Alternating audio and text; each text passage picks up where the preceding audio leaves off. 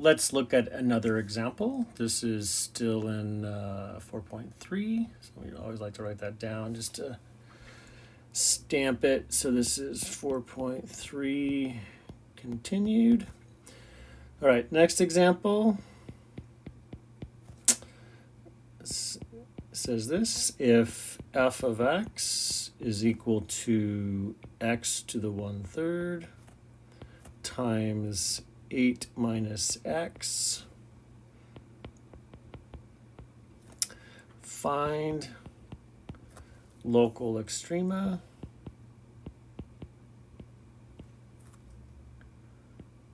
of f and sketch.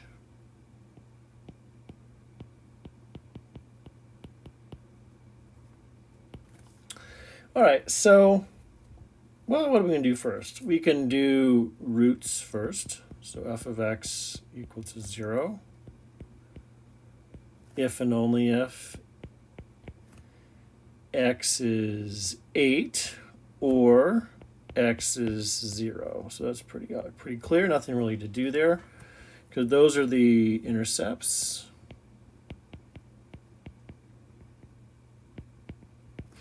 Or roots. Well, the roots if it's 0, but they're real, so they're intercepts as well. Then, as I have stated, just start taking derivatives. This one, derivative is a little more difficult to do, and the set equal to 0. So what do you have to do on this when you take the derivative? It needs to do the product rule, right? So product rule, derivative of the first times the second, plus the first times the derivative of the second. That's how I'd like to do it. So derivative of the first is 1/3 x to the 1/3 minus 1. So it's 1/3 minus 3/3 is negative 2/3. Times 8 minus x plus the first times the derivative of the second is just negative 1. All right, so now we just need to simplify this thing. This is equal to, we'll write this as 8 minus x over 3x to the 2/3 minus x to the 1/3. And then we need a LCD, and I guess I can show that right here. So we need to multiply this by 3 over 3x to the 2/3 x to the 2/3. I meant to do it like that. I have to erase that. So what's nice about this is I can just zoom in and make it look better. Okay, so got to add that together. Let's simplify over here on the next line. So that's equal to, we'll rewrite this as, so it's all over 3x to the 2/3. Numerator then is 8 minus x, and then that's minus, and when you add 1/3 plus 2/3, that's just 1. So that's just going to be 3x. And then we simplify that again. You get 8 minus 4x over 3x to the 2/3.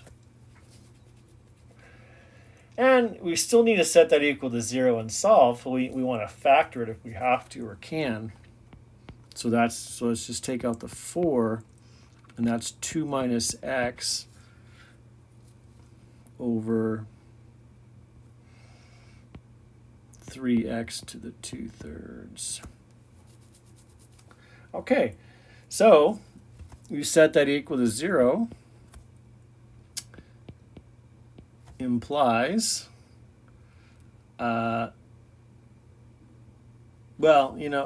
fine. And then so x is equal to 2.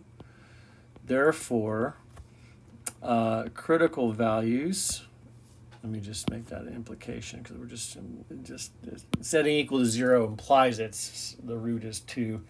So the critical values are where it's undefined or numerator 0. So critical values are what? Critical values are 2 and 0. So x equal to 2, f prime of 2 is equal to 0, and x equal to 0, f prime of 0 does not exist. That's a D&E, so those are our critical values.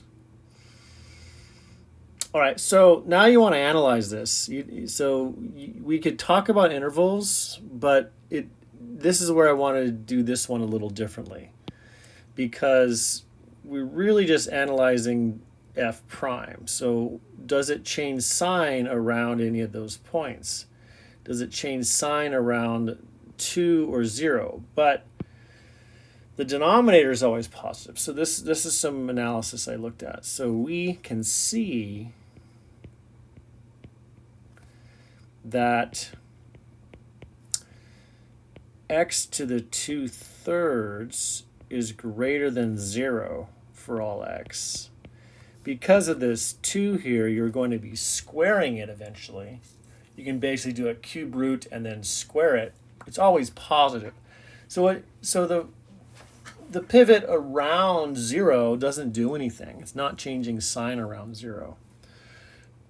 So we're going to use that. We're not going to do an interval. Let's just think about it more carefully.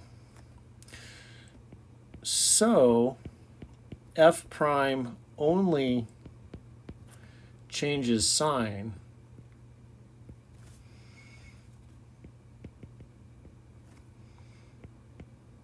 for x equal to 2. So we just got to see, does it go positive to negative or negative to positive?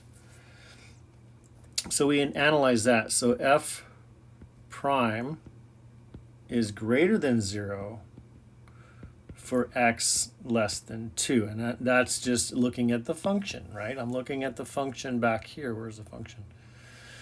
So this is always positive. And then if I put in values less than 2 here, I get a negative negative, and then this becomes positive. So f prime is positive for values less than 2, right? You're doing 2 minus something smaller than 2, and it's always positive. And similarly, you can say, and f prime is less than 0 for x values greater than 2. All right, so this basically means increasing.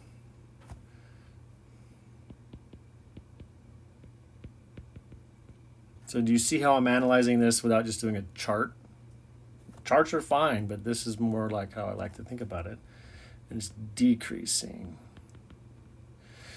So it goes from increasing to decreasing. What does that tell us about 2? So therefore, x equal to 2, or f of 2 equal to, and you can check this, it's 6 cube root of 2 is a local what? Increasing to decreasing around 2, left to right. This is a local max. All right. Well, what about at 0? So I like to write that stuff down. So what about at x equal to 0? Well, if you look at the limit of f prime of x as x approaches 0, on either side, you will get infinity. So that implies a vertical tangent.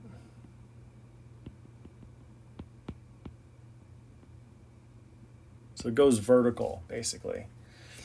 So my graph looks something like this. So it goes vertical right here, and then it goes through, say, 2, and then at, what was it?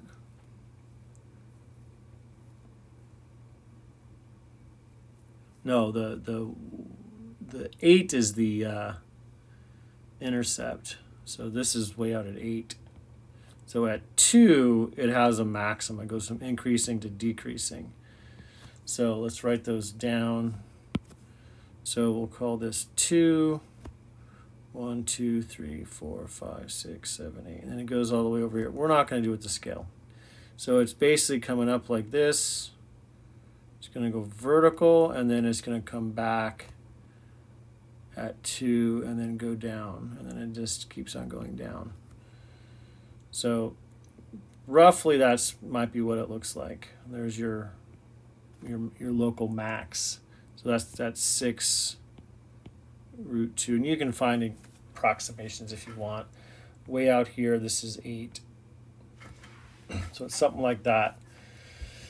I did graph this on a computer system to show you, and I'll just copy it over here or from here, paste it here.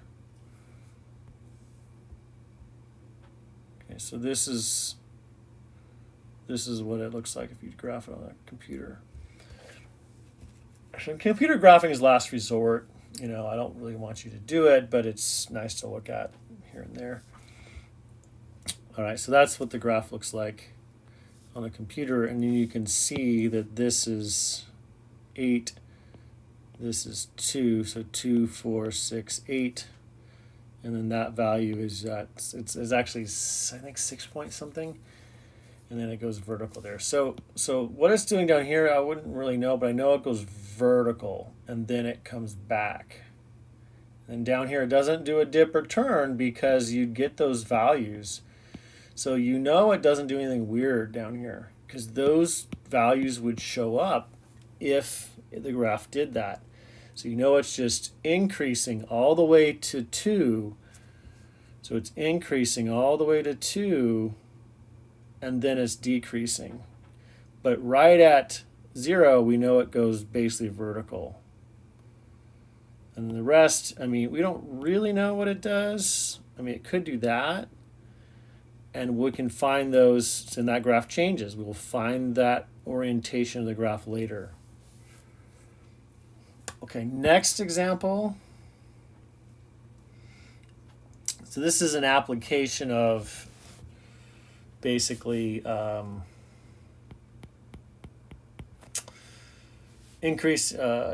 like derivatives, increasing, decreasing, but it's not graphing. This one's a little different. Okay, this one says prove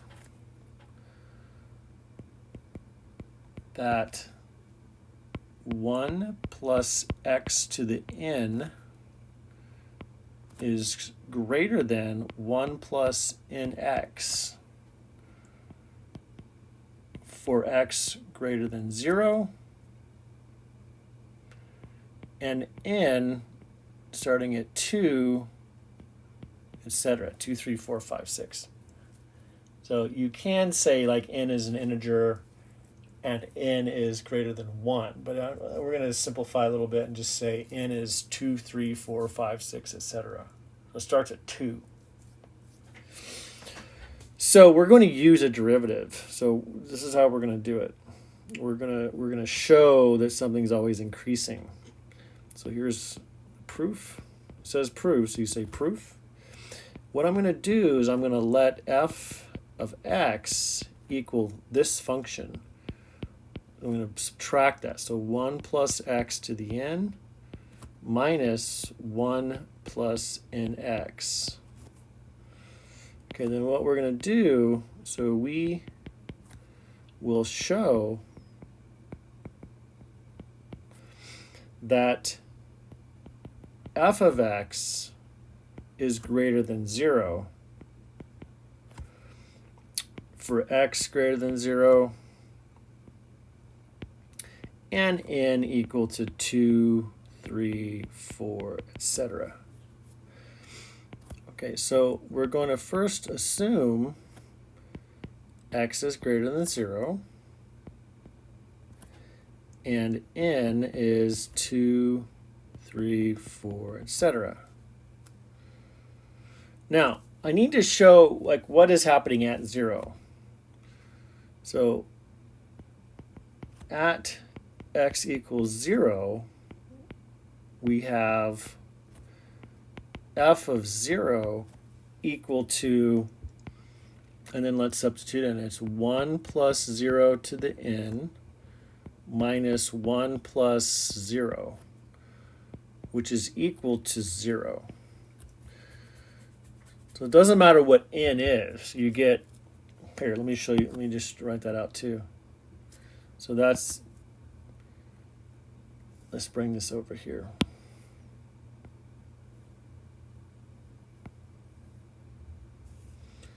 So this is equal to 1 to the n minus 1. So it doesn't matter what n is, right? N is just 2, 4, 6, 8, 10. You get 0. So we're starting at 0. Now you can't plug in 0, but just past 0, what's happening? Okay, so question is f always increasing?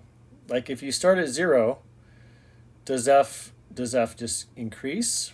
Or does it increase and then decrease?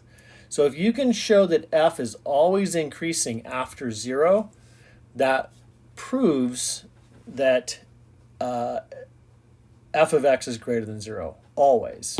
Well, for the values of x that's given. So we now look at the derivative. So now show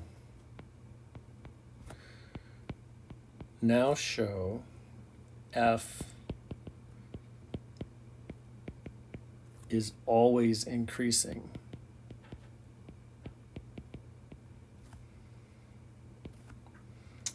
Okay, so that is, i.e., f prime of x is greater than 0 for all x greater than 0, and n equal to 2, 3, 4, etc. So you could say like n is an integer and n is greater than 1. You know, something like that.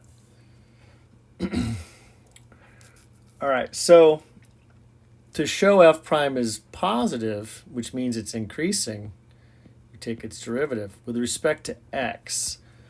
So you got to picture that this is like 1 plus x like squared or to the third power.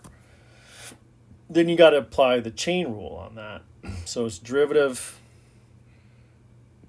and the power rule. I'm going to bring on the power. So it's n, bring that down, 1 plus x to the n minus 1, and then times 1, which we don't need.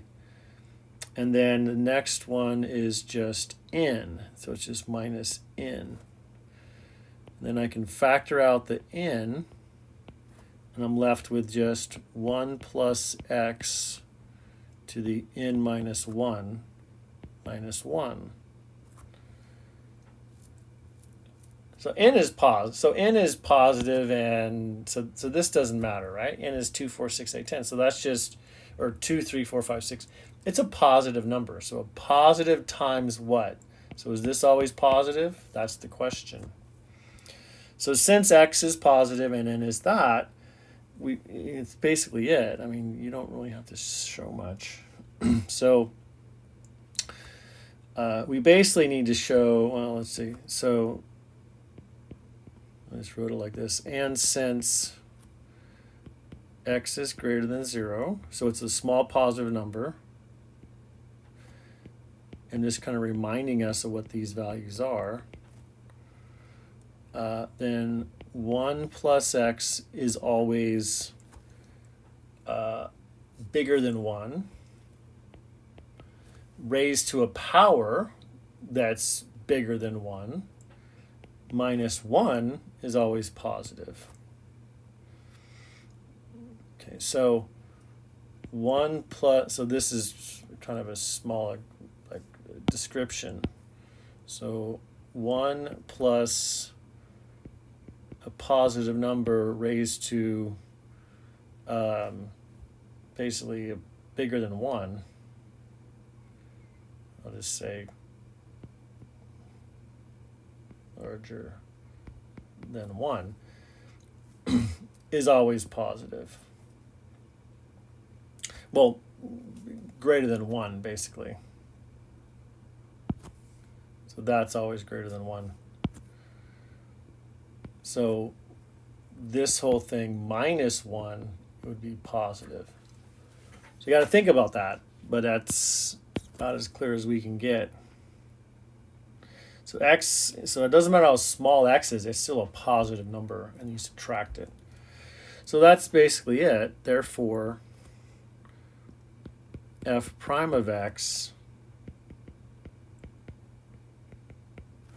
is always increasing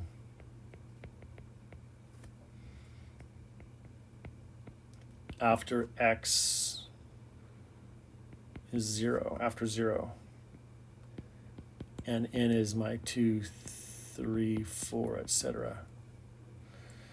So if it's always increasing, and then f starts at 0, f of x is always positive. Therefore, f of x is always positive, which is what we wanted to prove. That basically proves it.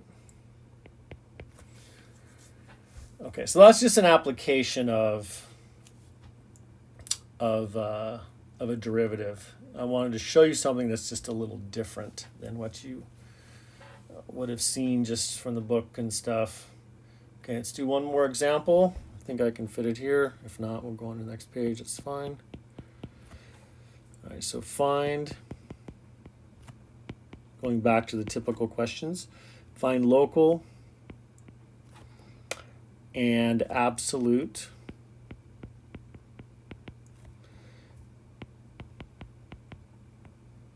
extrema and sketch. All right, so we're given g of x this time equals x over x squared plus 1. So I can look at that and see kind of what's going on. I mean, the denominator is always positive, right? It's non-negative, always positive.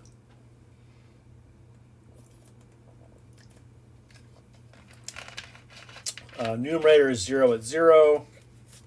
But now we got to do a derivative of this thing. All right, so we have x and y-intercept at 0, so 0, 0, and it passes through it.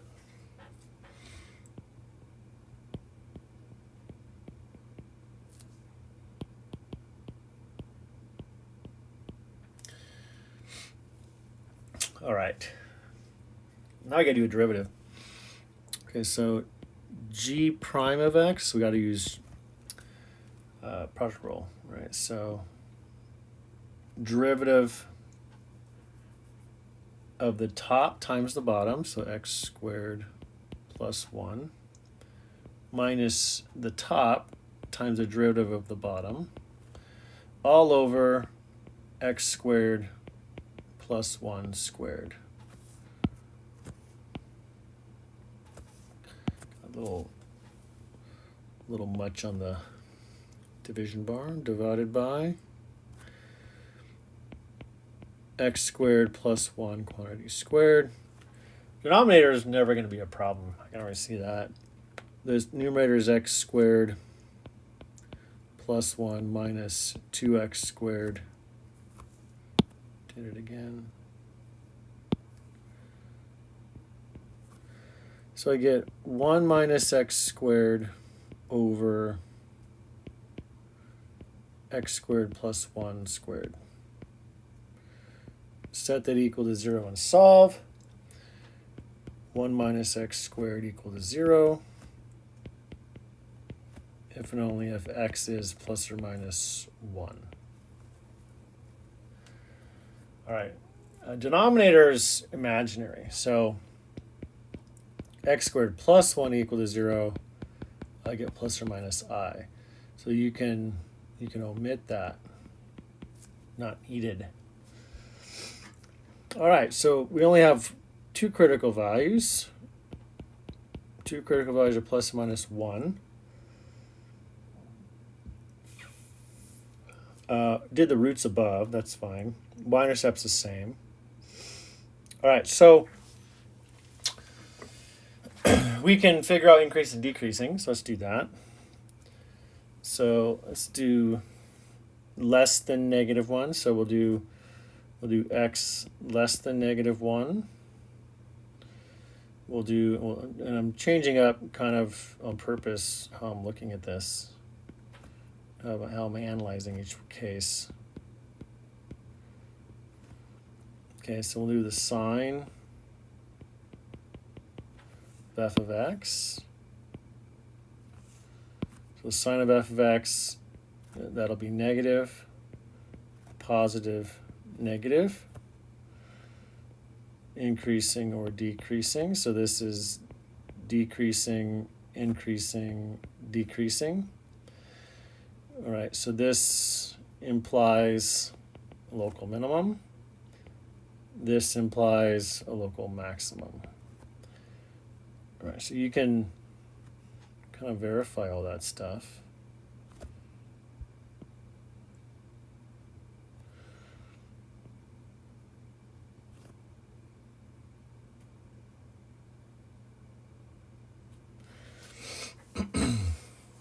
So you want to make sure that makes sense to you, right? You want to see that that's plugging in values like 0 into the function of f prime and seeing what happens. But I'm really just analyzing, this is always positive. I'm just looking at that. That's all I'm looking at, really. It's just around that. What's happening as you plug in values of greater than 1 in between. So it's really just in between, right? The rest will be the same. So if you put in values to the either side of -1 and 1, then that's going to be negative because it's going to be larger than 1. Like, 1.5 squared, 1 minus that's going to be negative. So it goes from decreasing to increasing. So you got a picture. Decreasing to increasing minimum. Increasing to decreasing maximum. So you got to picture that. All right, so let's see, do we have everything? Oh, let's do a limit. Let's calculate the limit of g of x as x approaches plus or minus infinity.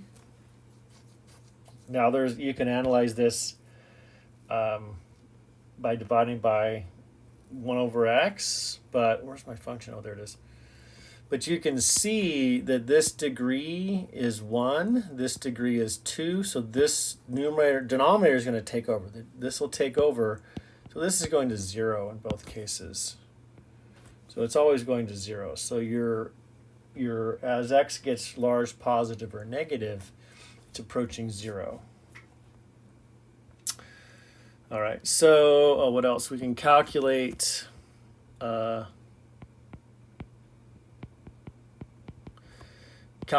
the actual values, g of -1. You'll calculate that, you'll get a half. G of 1, and you'll get -1/2. So I'm sorry. G of -1, you get -1/2. G of 1, you get +1/2. Okay, and then our graph. So it's going to approach the x-axis here. And then at 1 and -1, you're up at a half. And I'm not doing this to scale. So not to scale. And so it goes from, around, let me label these. Let's go ahead and change the color here. So this is -1. This is to 1. This is -1/2, and this is +1/2. It's approaching the axis out here, like that. I'm going to erase those. Don't really want to, so I'll use this. So it's approaching the axis like that, and then it's decreasing. So it's does it cross out here? It can't cross out there, right? So that means it has to approach, decrease to here, and then increase cross 0 to here, and then it has to decrease otherwise. So it has to look something like that. It's the only option really. So approaches the x-axis, decreases to here, increases to here, and then decreases to the x-axis. Okay, so that's what it must look like. Okay, so curve sketching is kind of a big deal. We'll be doing more of that when we define concavity. So that's the next thing I want to define is concavity, points of inflection, and then just do more curve sketching. So what happens like right here, there's something. So the graph goes to like basically holding water to not holding water. Like so, well, it doesn't always do that, but this is kind of up and this is kind of down. So right there, there's a special value. That'll be the inflection point. We'll define that next in 4.4.